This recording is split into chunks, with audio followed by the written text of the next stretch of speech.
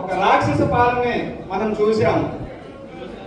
ఆ రాక్షస పాలన ఎలా ఉందంటే, అప్పుడు మన బ్రిటిష్ వాళ్ళు మన తాతల తండ్రులు అడిగితే చెప్తారు, ఎన్ని ఇబ్బందులు పెట్టేవాళ్ళంటే గొడ్డి సాగిరి చేపించి 24 గంటలు పని చేపించేటోళ్ళు. వాళ్ళ పోరాట త్యాగమే ఈరోజు మనకు స్వాతంత్రం.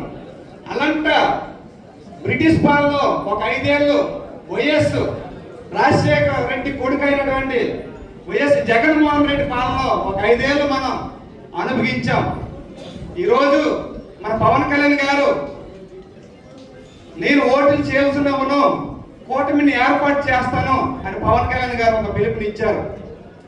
ఎట్టి పరిస్థితుల్లోన వైసీపీని రానివ్వను అని ఆయన ఒక శపథం చేశారు.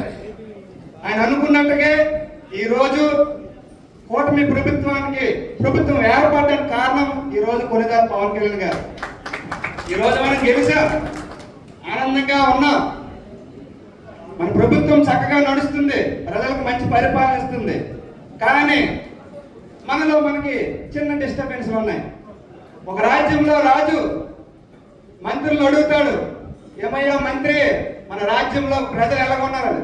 ఓహో సూపర్ సార్, మన రాజ్యంలో ప్రజలందరూ కలకల నవ్వుతూ ముందుకు పోతున్నారని చెప్తారు.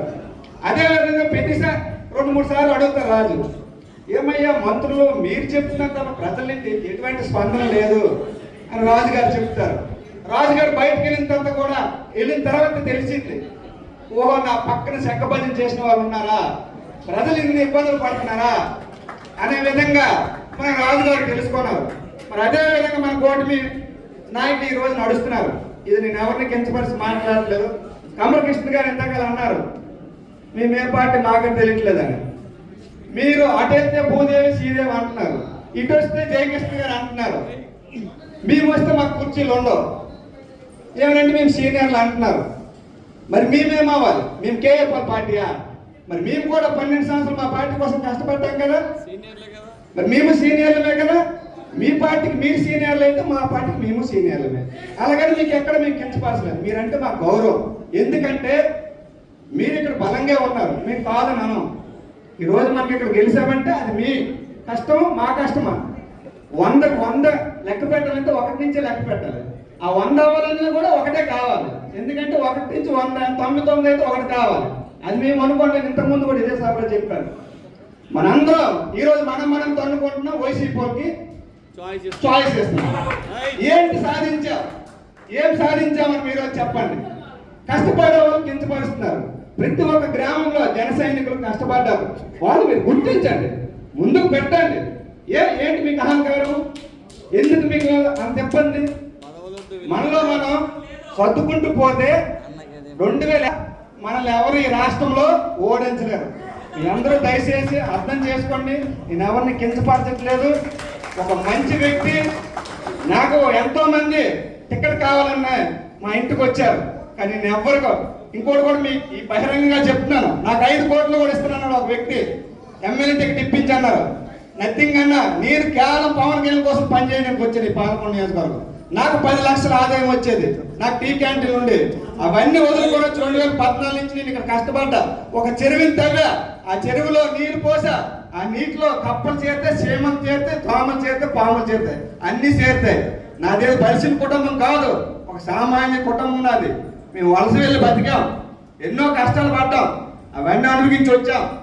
కష్టం వీళ్ళు తెలుసు, అది మీరు అందరూ అర్థం చేసుకోవాలి. ఈరోజు నిన్నగా మొన్న వచ్చిన అంతా మాదే ఎమ్మెల్యేగా రోడ్డు పోలని అన్నోళ్ళు బెట్టలు కాసి తొడలు కొట్టే ఈరోజు ఎమ్మెల్యేగా మరి మనం ఎక్కడున్నాం? దానికి కారణాలు మన కూటమి నాయకులు కాదా? ఇక్కడ ఉపన్యాసాలు ఇస్తున్నాం మైకులు పట్టుకొని. అది కాదు, నీతులు చెప్పడం కాదు, నీతులు పాటించాలి. నీతులు అందరం చెప్తాం, పాటించాలి. నేను ఎవరిని తప్పు చేసి మాట్లాడలేదు. దయచేసి నేనేమైనా తప్పు మాట్లాడితే పెద్ద మనసుతో నన్ను క్షమించండి. నాకు ఎవరి మీద ఎటువంటి ఇది లేదు.